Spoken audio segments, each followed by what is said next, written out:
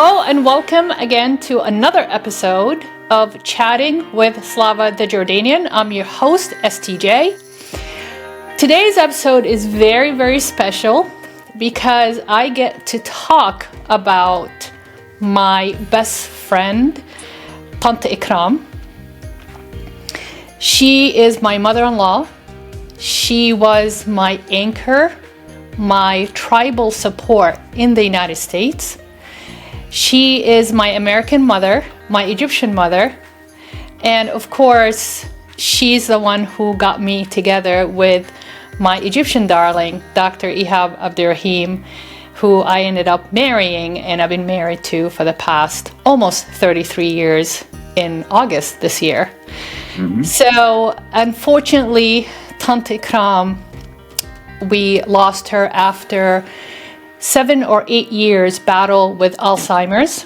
She passed away in 2016 at age, I believe she would have been 86. It was very, very sad. Of course, time for us. And having my husband, Um-Ihab, being the only child, I felt even more sad.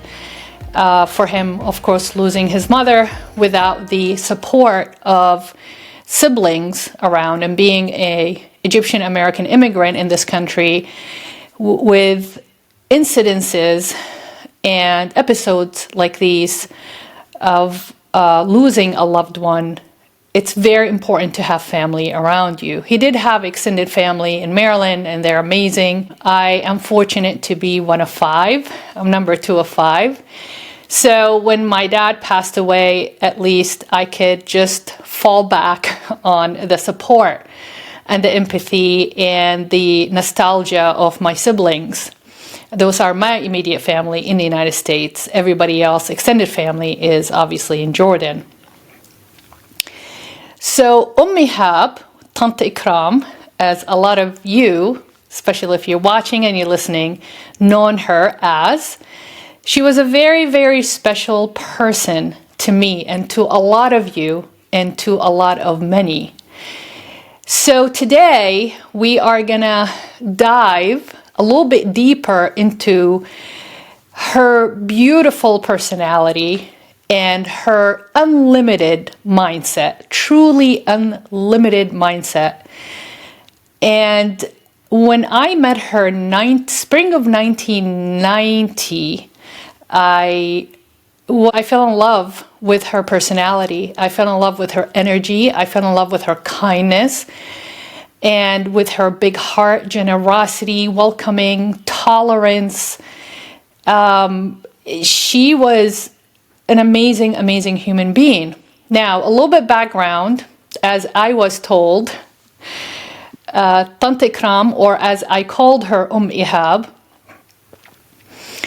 she barely finished high school education. She was born and raised in Shubra, Cairo. 80% of the neighborhood in Shubra are Christian Egyptians.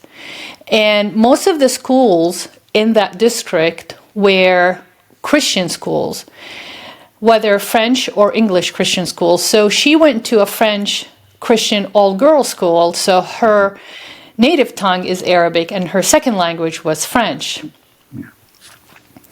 So she was the eldest of 9 to a very, very loving, I heard, parents.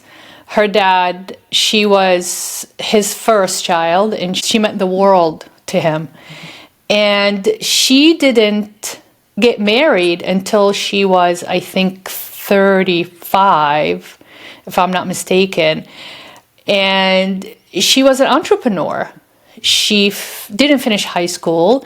She hit the ground running in the fashion industry. She was an assistant designer for a while in Egypt. She learned how to sew. She learned how to design patterns, cut patterns, and put dresses together. Then she created her own local business. And her work was so good that most of her clientele were the rich of the rich in Cairo, in Shubra, al-Muhandisin. And she used to tell me a lot of the stories as she visits some of the saraya. Saraya means the mansions of the rich Egyptians, to meet with the women and the matriarch of those families to design their beautiful 1950s dresses. And she had a very keen eye for measurements. And I think my husband, Dr. Ihab, that's where he gets it from. I think he gets passion for numbers from his dad, but he gets the keen eye for measurements from his mom. So she created her own business. She had a couple of employees. And unfortunately, with the 1952, when the country was nationalized by Abdel Nasser, that's when the whole immigration process started. And they came to the United States on Thanksgiving 1970 to Jersey City, New Jersey. And I had the pleasure and I had the blessings to really be part of her life the last probably 20 years, because I met her in 1990 and she passed 2016. And not even that, I lived with them when I was in dental school for a while until Ihab, or Dr. Ihab, finished his PhD at UC Davis in California. And those moments are very, very precious and very valuable to me, because as we know, when your loved one is gone, all you have is the memory of them. So, not to be too nostalgic, since this episode is all about her, and since this series has been built on storytelling, I am very grateful to have a piece of her in my life, my Egyptian darling, Dr. Ihab. So he's here with us today to shed some light on some of the stories pre-Slava. And then I would definitely add my own version of the stories, that the intimate moments that I had with her.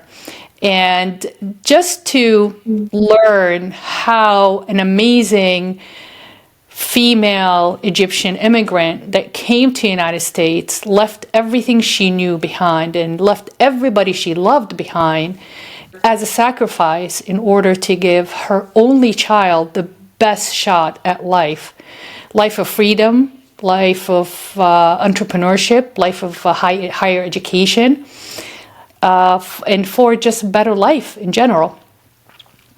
So Ihab, I have a lot to say about your mom. As you know, she was a very, very special person to me, and it was a big loss for me. And I don't think I ever got over the void, or I would ever get over the void that she left in my life. But fortunately, like I said, and that's life, is we have so much memory and so many stories that I hope we will get to have enough time to share with our audience today. So I just want this episode to be a lot of levity, a lot of entertainment, a lot of laughs, because I'm sure she's watching from high above, and I want her to be happy with how we are going to present her to the world. All right. So I'll start by saying one of my favorite stories is let's start one of the first stories that I remember. I was going to Arabic and Islamic school on Sundays, I believe, during the school year, and then during the summers I'd go 5 days a week. So that was something my dad required for me to do. Something I didn't want to do, but I did it. And one of the times, I think I was in the Arabic class, and I just wasn't getting it, maybe. And the teacher took me to the front, and he hit me on the hand with a ruler, okay? And it left these marks, okay? And I got home, and my mom goes, "How was the school. I said, it was all right. And she goes, what's that on your hand? I said, the teacher hit me on the hand with a ruler. She goes, why did he do that? And I said, I don't know. I just maybe wasn't understanding something and he got mad at me. She goes, he's not supposed to do that. Only we're allowed to discipline you. She went in the next time I went to the class. She pulled him out of the class. And this is very like unorthodox for a woman in our culture to pull a man out of a class and start yelling at him. So she pulls him out of the class and starts to yell at him and tell him, you don't touch my son ever. If you need to discipline him, you let me know and I'll take care of it. So it was funny was and the guy wasn't very nice before that. Ever since that time when she talked to him, he was really nice to me. Very nice. So I thought it was like really interesting. So I don't know, I think she got to the guy because he was like a completely different person ever since she talked to him. And he was like almost like really like, oh, is everything okay? Like asking me if things are good as we were going through the classes. I'm like, yeah, everything's fine. It was interesting how she went in and that mindset of how you wouldn't expect somebody who is an Arab woman to go do that. That's not typical. Usually the father would go do that. And I know my dad wouldn't have done it because he would have probably said, well, you deserve it. But my mom wasn't going to stand for that. So she did it. And so that was kind of one of my first stories I remember. Well, I'm not surprised, Dr. Ihab. Knowing your mom, of course, I don't know her as long as you do, but I heard so many stories by your dad, so many stories by you, so many stories by her neighbors and all her friends that she knew. And what I loved about your mom is what you see is what you get. Total transparency, no filter whatsoever. And I think a lot of people, the majority of people loved that about her, loved how innocent she is and how righteous she is. She used to tell me, الحق والظلم حرام. Basically, right is right and injustice is a sin. And I always admired that about her. And what's fascinating about your mom is I knew she did not even have a full high school education, but her innate ability to go through life, the wisdom that came out of her, I'm dumbstruck by it sometimes. And I look at her, it's like, where did this come from? Because she's a type of person, as she told me, before she married your dad, or before even the idea of marriage, that it got introduced to her. She didn't never want to get married. She wanted to be a free bird, very independent, very, very feminist. She believed in women. They can do, anything and everything. She traveled a lot. I think, you can correct me if I'm wrong. I think she went to Luxor and Aswan without your dad. Oh, yeah. I don't She think did all your that. dad traveled Egypt as much as your mom traveled Egypt. I think your mom been to Palestine, actually. She's been to Jerusalem. Yeah, I think she did go, actually, yeah. And your dad never left Egypt. I mean, I don't think your dad ever left Cairo other than Mansoura. No, But he didn't go. Yeah, he never went to Luxor or Aswan or anywhere like that. No, I don't think, because when we used to sit together and she'll tell me all these stories and she'll show me pictures on the beach of, she went to the Dead Sea, she went to Sina, she went to, that was in the 50s, in the 50s and before you were born, early 60s.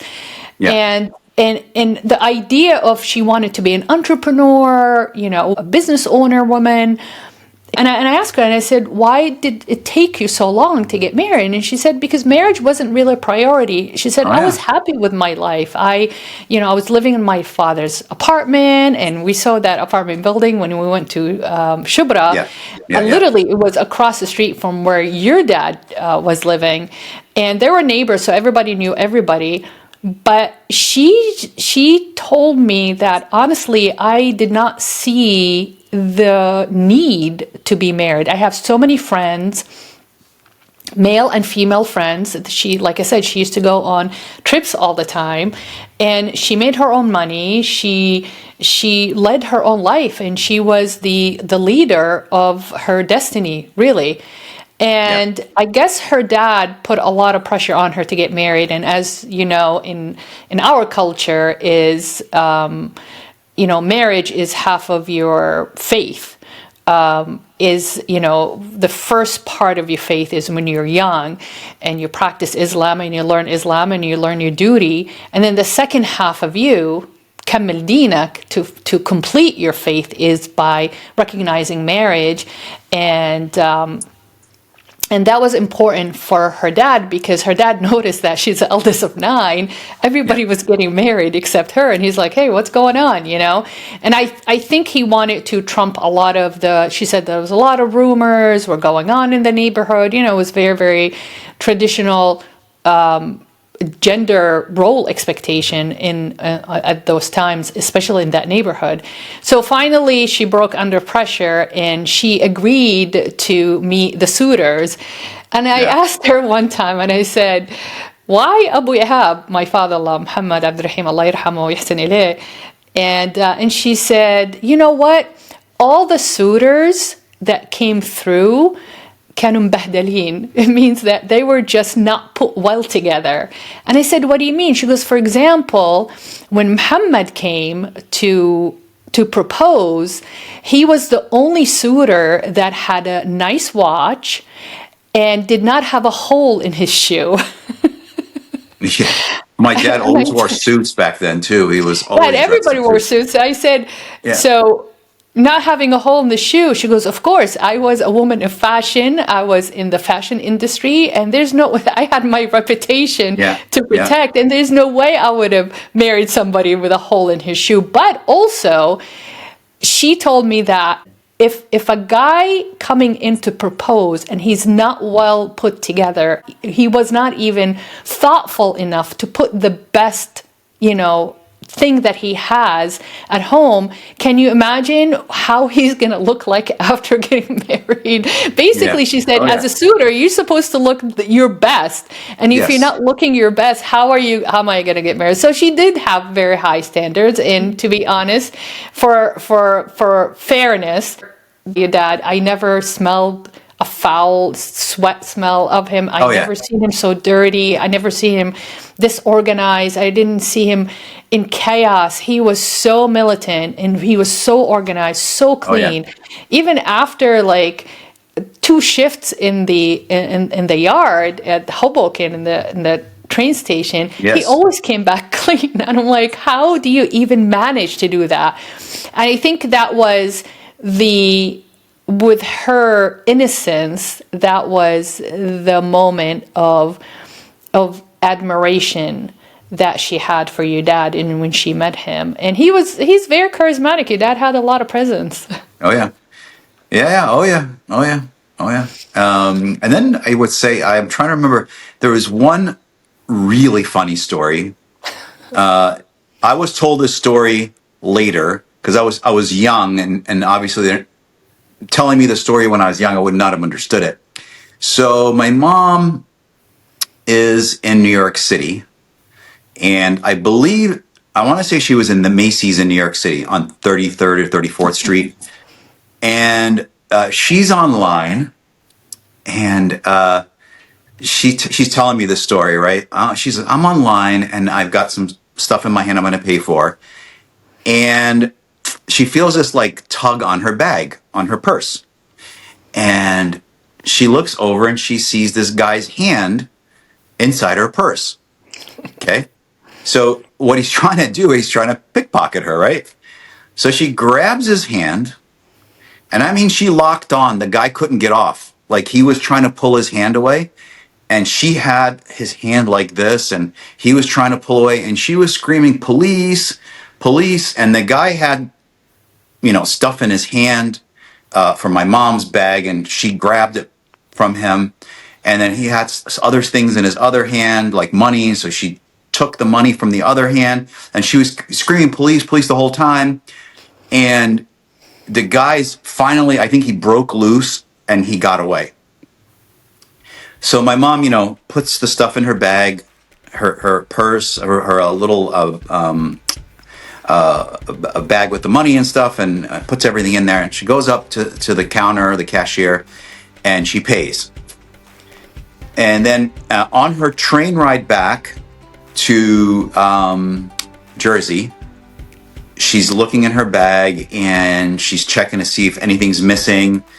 And she pulls out her wallet, and she sees, that's the money she has in there. And then she had the other money that she had stuffed in there. So she counted the money, and she ended up with more money than she originally started with that morning. And what had happened was, I believe the guy was pickpocketing people around on that line, maybe, or somewhere else in the store. And I think the money she took from him was other people's money. So, which was really funny. And I was like, I can't believe the guy didn't do anything. She goes, he's not going to do anything. And that's something my mom was one person that wouldn't take like crap from anybody. She was always like straight with her friends, very funny, but wouldn't take any kind of funny business with her. So that ended up, and my dad was like completely shocked that this all happened. And she goes, yeah, I ended up with more money than I started with, which was kind of fortunate for her, and unfortunate for the guy. I don't know if they ever caught him or what, but she ended up pretty in a happy place. She wasn't. It's funny. She wasn't ever scarred by the whole thing, or it didn't bother her in any way that she had to go see a therapist or anything. And she just went on with her life.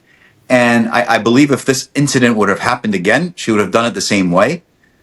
She wouldn't have let the guy run away. She would have stopped him. It's one of those ideas in Arab culture that if she had a slipper on, she would have taken it off and started smacking him with it. But she had her shoes on, so she didn't have any slippers. So he got away lucky, I think, without getting beat up. So that was a really funny story, and we've got some more, but that was one of my favorites. Boy, she was something else. She was determined. Yeah. She was decisive. I think she was more decisive than your dad. Oh, honestly. Yeah. Oh, yeah. She knew exactly what she wanted.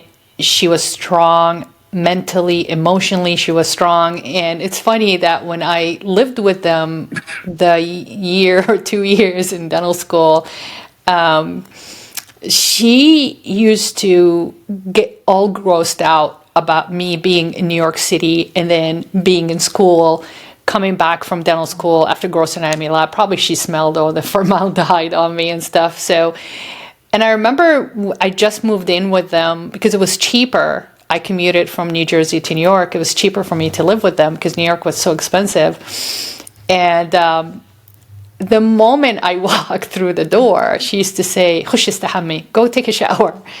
And I was more the American way. I took a shower in the morning before I went to school. And she's the one who got me into the habit of taking my shower before bedtime. And until this day, I only take my showers at night. And it doesn't matter how late it is. It doesn't matter how long we are in Boston or even after flying in late night, midnight, 1 o'clock, 2 o'clock, I have to take my shower before I go to bed. But that's something that she implanted in me. And she said it to me once and it stuck. And I think because, of course, from the traditional tribal connection, you listen to the mother figure, and I never argued with her. It's like, yes, ma'am, and but it's amazing it's as a stranger to has that impact on me, as if she mothered me, like as if she gave birth to me, which she didn't, but she had that presence. Your mom had this beautiful presence about her that nobody could get upset from anything that came out of her mouth, and whether if it's offensive or confrontational or too honest or or without filter, people just gave her the benefit of the doubt, and they said, "Oh my God, you're just so funny. Oh my God, you're so right. Oh my God, of course, I'll do that."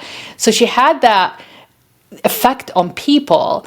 And as her child, Ihab, did you see that growing up, or you just got to that kind of like conclusion after the fact, after she passed, or after she got sick, or after even she got a little bit older? So I want to first ask you something. Are you saying that you took showers in the morning before this, before my mom?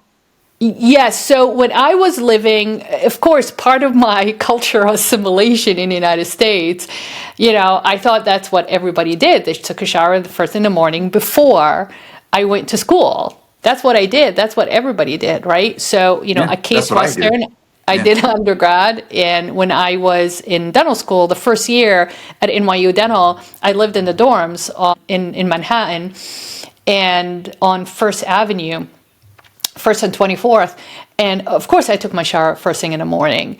Not until I lived with your mom. And I think either I was living with your mom or I was just visiting from dental school. And the moment I walked through the door, she said, "Khush istahmam, go take a shower." Yeah. I'm like, Yeah. "But I'm not dirty." She goes, "No, you came from school, share, wasakhat al-share, the dirt of the street and the contamination and pollution. Just, it's cleaner. Before you eat dinner, just take a shower." I And I that stuck with me. Yeah, you I had surprised? the same. No, I'm not surprised at all because I had the same situation. Not that specifically, but I'll be coming back from soccer, and she'd be like, I mean, I'm not like, there's no mud on me, right? I played Yeah, soccer, sweating a little bit. She'd always like, go take a shower, and I'm like, I don't want to take a shower now. She's yeah, like, no, go take a shower now. I'm like, well, I don't really want to take a shower now. I can take it later. And yeah, then it's like, she kind of finally says, and you push these kind of in the way that go take it. And I finally go take a shower. I mean, it feels good, right? If you take a shower after like working out and soccer, things like that, which she was kind of right. But I wasn't dirty in a way that was visible. Kind of like with you, if you weren't visibly dirty from school, you might have smelled like formaldehyde, but if you weren't in gross anatomy, you probably didn't. But she's probably thinking you were in somebody's mouth and something got on you, yeah. and you weren't. I think she got grossed out Oh, by the she whole always was. yeah, Yeah, dental clinic, because I remember when you I'm sorry, it's so funny. When your dad got sick with the Hep C virus, yeah, and he was, poor thing, he was giving himself the injection himself. I remember his thighs been black and blue from the needles. She refused to wash his clothes. And I yeah. said, so one day we're sitting, I think it was a Saturday or Sunday, your dad was doing double shift in Hoboken, and we're watching TV, and she goes, "Oh my God, I have to do Muhammad's laundry." And I said, "Oh, don't worry about it, I'll do it." She goes, "No, don't touch it." And I said, "What are you talking about?" And she goes, "It's contaminated." And I said, "Why is it contaminated?" She goes, "Because he has the virus." And I said, "Um-Ihab," that's what I called her. And I said, "He has Hep C. Unless he bleeding out on his clothes, and your dad's always been clean, it's fine." So she's like, "No, don't touch it. I'm just going to have him do his own laundry." And she made him do his own laundry. The poor guy was on not metformin, but interferon, double shifted. And he used to come home. She refused to do his laundry because she was so like almost hypochondriac about, "I'm going to get sick, Yeah. and germaphobe, I'm going to get sick." And I said, "Um-Ihab, the poor guy, he works really hard. Let's just do his laundry." She goes, "No, I forbid it. You don't touch it. I don't touch it. Let him do his own. He can contaminate himself." And I tried to sit down with her and explain to her how the disease, the Hep C disease and stuff. And sometimes she'll be very nervous even washing the utensils and the plates that he ate with during dinner time. So I'll take it from her. She used to be Yeah. so grossed out about it. But, that's just her within her own world, within her own understanding of what disease is, she conducted herself shamelessly. She Oh yeah. just didn't care. She had such a high level of confidence, high level of self-awareness, and self-assurance, that I don't really care what I believe. My belief system is telling me this is the right thing to do, and I'm just gonna go with it, kind of thing. But so I met her, when she was in her 60s, Yeah. early 60s. Yeah. Has she, all through your childhood, was she like that the whole time?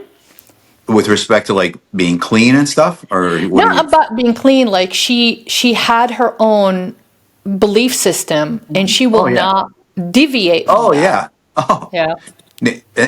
I think so. She had her own belief system. She's not going to deviate, and it's funny because again, in Arab culture, and this is the part that's very different with my mom. You'd expect a little bit more submissiveness from the spouse, the mom, the wife, but my mom was the opposite. She Yeah. wasn't like that. And I think that's why she would clash with my dad. It was hysterical. They were serious, but I thought it was funny. I don't know if anybody has ever seen the Costanzas, Frank Costanza, on the show, the Seinfeld show, the parents. My parents, when they start going at it, it's just like if you watch the Costanzas on Seinfeld, you'll understand those are my parents. Yeah. Hilarious. And Yeah. and she had her own mindset. She wasn't gonna change it ever. And my dad tried. I swear to you, my dad tried to but she wasn't gonna deviate from anything. And you always talk about unlimited mindset. That's hers. She was Yes. unlimited, and she's gonna do it her way or not do it at all. And that's her personality. And she was like a strong, independent woman, as Arab woman from that time period. Remember, she's back from like the 50s and we talk about the strong, independent women now currently makes sense, but somebody growing up from that time period, looking back, it's them being strong, independent is very unique. And I would say even in the United States in the 50s and 40s, I don't think the women were independent as they were post 80s, 70s, or 80s, right? In that 50s or 60s time period, I would say, you still had the housewife at home and the husband worked. But my mom was very different in that way. She was going to do it her way. So she ended up, for the first couple of years we were here when I was young, she was working and assistant designer in New York City. She worked with Norma Kamali, very big designer in New York, and she was really good. And there was one time, I'm saying Norma Kamali because I went one time to a how do I say it? It was like a fashion show, like a small one. And my mom had made some dresses, and I was there, and the I'm standing, and I'm backstage, right? I'm not actually sitting with the people up front. I'm backstage. I'm with my mom, and she's helping the ladies change. The models change, and they go out on the runway. They do their thing, come back, and she's setting up another model to go out, and then I think there's like a couple of models, and they're all switching outfits, right? And I'm standing there, and I believe I was in, how old was I? I'm trying to remember now. I was young. I don't think I was in high school even yet. I was in grade school. And I'm sitting there and I'm watching these women undress and dress and undress. And I'm sitting there like this, wow, this is wild. So I'm like, okay, wow. So my mom, she's going to go to talk to the designer. and I'm kind of behind her. She goes, no, no, no, you can't go in. I'm like, why can't I come in with you? She's like, she's lounging in there in her laundry. She's chilling out, lingerie maybe. She's maybe not dressed. You can't go in. And I'm like, okay. So I just stood outside this door like this, looking around, waiting for her. And she comes out. She goes, good thing you didn't go in, because she was not ready for anybody to go in except me, because she's the only one that was allowed to go talk to the designer at any time. So that was the one time I'm like, I knew, like, she was very independent. And I believe that was her last job in fashion. I think it was her last job completely. After that, she just kind of stayed home and took care of the house. But yeah, that was a really neat thing that, you kind of go and you get to see your mom in action, because, I never got to see my dad in action, except like, he's maybe checking the brakes on the trains. But I've never seen him fix the brakes or anything like that. I was never with him in the specific yard area where they're actually doing the mechanical work. I don't think anybody was allowed there. But if he's inspecting brakes on the actual train that's about to go out, I could see him doing that. But my mom was, she's making dresses, and she's working with the models and things like that. So yeah, she was a really big deal back then. And she really enjoyed it. But in the end, she kind of stayed home to take care of me, because, there was nobody really to watch me. And my dad worked on opposite shifts. So if, my mom was gone, my dad's gone at the same time or different times. So they never crossed paths. And I was always in school. And when I came home, there was nobody there. And my dad was working through the next day. So, finally they said, okay, let's make sure because there was no after school where we lived in Jersey City. There was no after school like they have now. You can stay after school, do things, but there was no after school activities then. Jersey City didn't have any kind of any sports. I remember I believe basketball was the only one. Other than that, there's no baseball fields or nothing like that. It's a city, so you don't have any of that stuff. So after school activities, after school sports, there wasn't much of it. But anyway, she ended up staying home and she took care of me. And, I learned a lot from her, obviously, of my independence, which bothered my dad mostly because he would always say that my first words out of my mouth is either no or the next word would be why. Yeah. Those are the two words. Like if he were to say something to me, I would say no, why? And to him, whatever he says is supposed to like be the word of God, basically. You gotta listen to your dad. But I don't know. I learned that independence, and I'm very inquisitive. I ask a lot of questions, and I learned that specifically from my mom. And that was and it helped me out a lot later on in life when I got to my PhD in graduate school and college and things like that. But yeah, oh yeah. I think the entrepreneurship mindset that you have comes from Um-Ihab, your mom, and your passion for numbers and science comes from your dad. That's just my personal observation. I've been with you longer than I've been with my parents. Yeah. And because I lived with your parents, I can see as you conduct yourself through life, certain parts of them comes out, and I see you as you're dealing with people, conducting yourself, like I said, through life.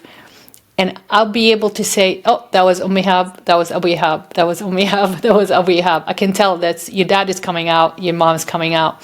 It's fascinating because you're the only child. But one of, it's almost like you got all the gene pool put all your gene pool in one person, where I'm one of 5. The gene pool got divided into 5 kids. But she had a very unique wisdom about her for somebody, like I said, never finished high school, but also before she ended up settling down and getting married and having children. Like I said, she was an entrepreneur. She was a very, very successful business owner.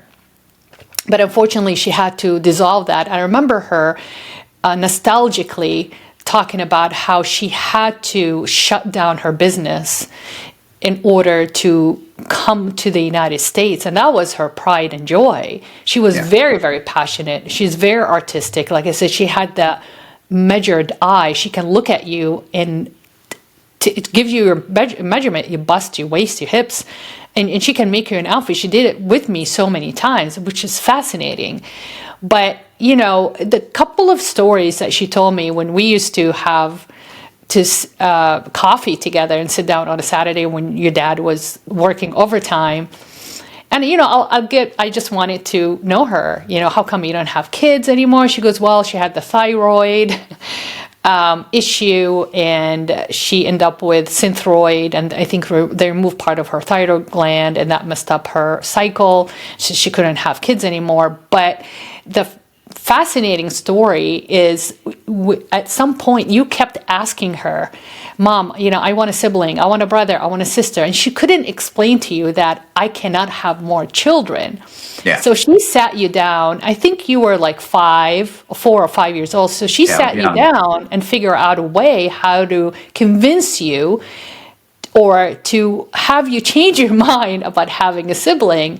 And the way she explained it to you, she said, okay, I'll make you a deal. If I get you a brother or a sister, I just want to make sure that you are ready to share your bed, to share your toys, to share your food with that brother or sister. And she told me after that day, you never asked her for another brother and sister. Yeah, how cool. I think it was the sharing the toys thing. I bet you that's what it was. Yeah, so she said that. Yeah, because she knew you better than anybody else. That it would be so hard, you being the only child for such a long time. And how are you going to deal? It's not the what and the why. We understand what you want. You want a sibling. Why you want a sibling? Because you're bored. But how are you going to have a sibling? And when she explained to you the how, what reality is going to be after having a brother and sister, you completely change your mind. Just like another story with you kept touching, when she was cooking, you kept touching the stove and the burners, and she was so afraid that you're going to burn yourself one day. So when she talked to your pediatrician, he said that, well, back in the day, he said that just light up a match, blow up the match, and then touch his hand with a match and tell him this is exactly what's going to feel like if you touch the burner or the stove. And she did that. And she said after that moment, Ihab will stand feet away from the oven. And you know the funny thing is, when we're baking and the oven is on and I open the oven, you are so like you're standing feet away from that oven, and you're like having the mittens and the towel, and you're ready. So afraid that you're gonna get burned, Slava, you're gonna get burned. It's like, Ihab, it's fine. But it's funny how her presence and her strong personality got you to change your belief system about so many things. Until this day, you still have the remnants of it. And that's amazing, being a female immigrant coming from, the other side of the world to the United States, not knowing how to speak English. How do you relate to the new culture, to new society? So she had to fabricate her own way to explain things to you in order for you not to be confused. Oh yeah. Yeah, I mean, I'll tell you a really, really funny story. This one I remember. I want to say either I was my last year or two in high school, or maybe my first year or two in college.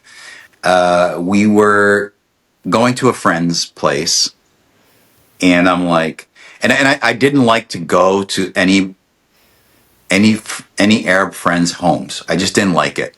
As I got older, I just wanted to spend time with my friends, but my parents were like, we're going over their house. They invited us over for dinner, and I'm like, okay. So I'm like, all right. So I'm just sitting there getting ready, waiting, and I saw my dad eating. I'm like, so I went to him. I'm like, what are you doing?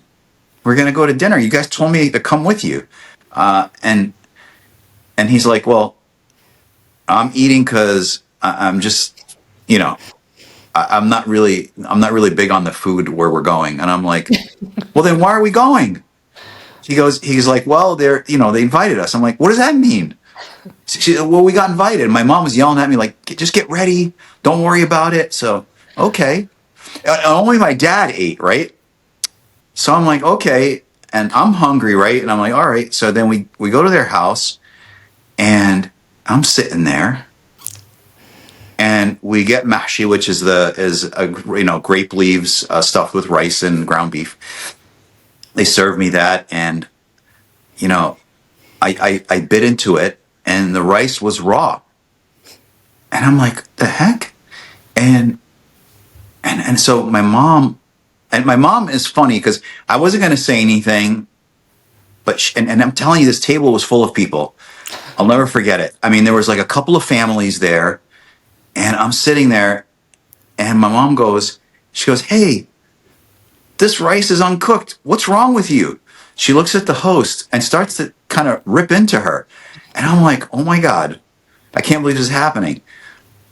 And she's like, Hag Ekram, and like the host is like saying that to her. And I'm like, and she's like, you know, you gotta cook the rice. And I'm like, wow. And everybody on the table is laughing. Even the host starts laughing. And what was really neat was she was a really good friend of my mom's too. And everybody there we were all friends, right? Like all family friends. And they knew that my mom was not being malicious or mean in any way. She was just trying to have her point go across like, hey, you got to let this rice cook. And I don't remember if this was the same time or not, but it might be a different time. There's another incident. We went to another house. I believe it might have been the same time, but we were sitting there and the person had made a turkey. Actually, it was a Thanksgiving. It was Thanksgiving. It was a different time. It was a turkey, and the turkey looked amazing. And we're sitting there, and usually in Arabic culture, you stuff the turkey with like rice and things like. It's not stuffed with the bread or the breadcrumbs. And so we're pulling out the stuffing, and then all of a sudden, and my mom was right there too. I couldn't believe she was right there. And the host pulls out and she comes out and there's a giblet bag with the paper wrapped around it, right? And it's like, my mom's like, wait a second, you didn't pull out the giblet bag? You didn't wash the inside of the turkey? She's like, I thought the turkey was clean. And they got into this whole thing, her and the host. It was hilarious. And again, a lot of people sitting at the table cracking up. Again, there's nothing wrong with it. The giblets were all cooked, obviously. Everything was cooked. And it was no harm, no foul, all right? And we ate the turkey, and we ate the stuffing. Everything was fine. And my mom's like, Allah, you got to make sure this is clean next time. You got to wash out the turkey from the inside so you'll know there's a giblet bag when you clean it. And it's like, wow. But yeah, it was those two incidents, hilarious. And again, the hosts were not in any way hurt. Their feelings weren't hurt. They knew my mom was, very a very kind person. She wasn't being malicious and didn't want to put them on the spot. But it was just a funny thing. And my mom was always very funny. There's a lot of levity in her conversations with people. So that was a really good one. That was really, really funny. Those two stories. I luckily I was old enough to remember those. Those were really good. I was actually there at the turkey part. You were the turkey one? Oh my God. I was there. Oh my God. I almost snorted my food because to my right, your dad was ahead of the table because I think that family, their dad passed away a long time ago. Yeah. So every time your dad goes to their house, he was the head of the family. So He was. sat at the head of the table. And I was sitting to his left. So he was on my right. Yeah.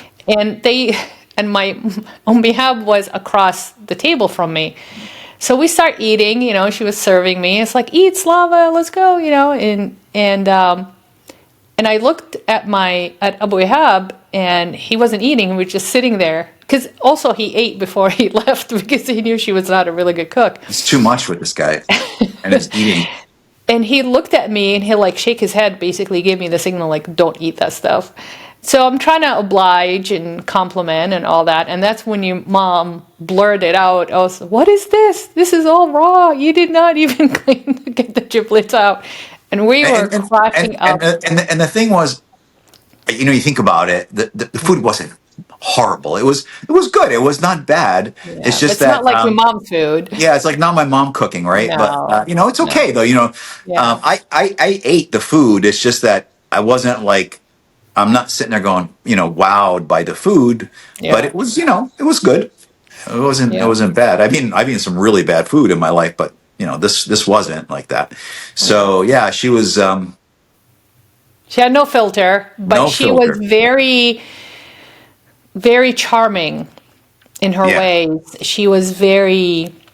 charming honesty, I would call it. Very honest. What you see is what you get. Total transparency. Yeah. Too much. No filter. But she meant well. She really did. Because, I think at that moment at dinner, when she saw that was her like instant reaction. Yeah. And I don't think anybody would have dared to say that to the hostess because they're the same age. I think everybody. This reminds me of Christmas Vacation when the turkey comes out. Oh, yeah, it's all dry and overcooked. Yeah. Everybody's crunching, drinking water, trying to just to. It wasn't that bad. It wasn't that bad. No. Try to get beyond the flavors. It wasn't that bad. But in your mom's standards, she was an amazing cook. It was just not acceptable. So she, Allah yarhamika Um-Ihab yahsin ilayki, may you rest in peace. But it's just, she really touched a lot of people's hearts, and she was a big part in a lot of people's lives too. I remember when I lived with them and I start socializing with all, their friends, the impact of her personality and her life and her charm and on their life, it was amazing. It's almost like they were in debt, because of her. And even young women, the kids of her friends, they used to tell me, they said, Tante Ekram, she changed my life. Tante Ekram affected my life. And she used to I used to hear her give them very wise, advice. High quality advice. She used to tell them to finish school first, do not get married right away. Shahatik, your degree is very, very important. Shahatik hatinfa'ik, nothing is going to be is going to serve you better than your degree, just in case things don't work out in life. I remember, when they separate us, the men and the women, just to talk to each other and stuff. I used to hear her talk to them, and I used just to try to be a fly on the wall, just to watch her, how she conducted herself and how she spoke to these young people, and they were mesmerized by her. They were just fascinated, like you think God was talking, because she just had something. She had presence. Exactly. The way she carried herself, her persona, her presence, her self-assurance, she commanded attention, and she had presence. I mean, her loud laugh and chuckling, and she had a really good sense of humor. She used to tease the men even, and some of them will blush because أيوة حق إكرام معلش يا حق إكرام. I used to tell her that you're brave, but she carried herself with such grace. She carried herself with such generosity, kindness, and she carried her heart in her sleeve, and she gave it all to any relationship that she had. She gave it all. She did not hold back at all. Either you have her 100% or you don't have her at all. And even I used to watch her, how she conduct herself within the American culture and society. Like, she used to pick me up from dental school with the big Cadillac car, and at the train station. We used to go to Wawa in New Jersey to Yeah. pick up her favorite cappuccino. It was loaded with cream and loaded with sugar. And I used to tell her, it's so bad for you. She goes, that's okay. It's a treat. I'm not going to live forever. So we used to go pick up the coffee from Wawa, and we'll talk, and we'll go run an errand or what have you. So, but when we used to go into these stores, she was so awkward because she had this long trench coat on, Oh, and yeah. her scarf, like a babushka, a scarf around like a Russian grandmother around her head. And she used to have her money in a very, very small wallet. I don't know where she hid it, in her pocket. Of course, there's no cell phones back then. And she was to haggle with the guy and argue with the guy about the price. And it's the same price every single time. And she used to haggle just for the sake of haggling. And I said, why do you keep doing this every time we go into Wawa? She goes, you never know. He might be in a good mood and give me a discount one day. Oh, she used to do the same thing at Macy's. We'd go into like a department store and she'd start haggling with them, and they're like, well, this is the price. I'm like, Mom, why are you haggling in a department store? You know, it's this. If there's a discount, it would tell you 20% off. They're not going to give it to you if it's not there. What was funny was, though, here's something interesting, and this actually is real now, is when you go in and buy jewelry in a store, and there's no discount, you can actually ask for a discount, and they typically will give it to you, because the jeweler marks up the price so high that if you ask for the discount, they still make quite a profit from you. So, you know, with jewelry, she would do that, and they would actually discount it. So, but there's one story as we're coming, I think we're coming close to our end of our, this is the one story I wanted to say here. And I don't remember I don't think we were married yet, Slava. It was right before that. And my Uncle Mohsen, Aunt Sumaya were over our house in New Jersey. And we had dinner and everything. And me and Hamada went out. I don't know if we saw a movie or something, whatever. We left and we came back, you know, later on that night. And it's like quiet, weird. I mean, where is everybody? And we're looking around, and our parents aren't around. It's like, what? This is really, really odd. And then they, you know, later on, late at night, I can't remember I think we stayed up that night waiting for them. And they came back, and they were at the hospital, the emergency room. Oh, I was there. You were there did you go with them? So, yeah, so they were visiting from Maryland. Yeah. And she cooked and cooked and cooked. And then Tante Mirvat and her kids were also from, just to say hi to everybody. And we ate and everything. She did not feel good. She was very dehydrated. She was in front of the oven all day. Yeah, you and we left after dinner. Yeah. Yeah, you left. We ate and you left. So we sat down. And as you know, your dad is like, finish that. Where's the tea? I'm like, settle down. We're just going to wash the dishes, sit down, have dessert and tea.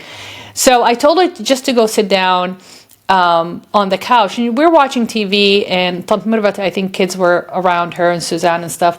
And she had a nosebleed because she's been in front of the stove and the oven all day, literally from 8 o'clock in the morning until they came. And she had a nosebleed, and she goes, oh my God, she panicked, complete panic. So Abir, Tante Mirvat's daughter, she said, it's okay. Just, put your head back, pinch your nose. It's okay. She goes, no, she made a big deal. I need to go to the hospital. So we packed everybody up, me, your mom, your dad, Uncle Mohsen, Tante Sumaya, Sarah, Suzanne, Tante Mirvat, Abir, and Rania. So there were 10 people. And we went to the emergency room, and Uncle Mohsen was there, standing at the side of the bed.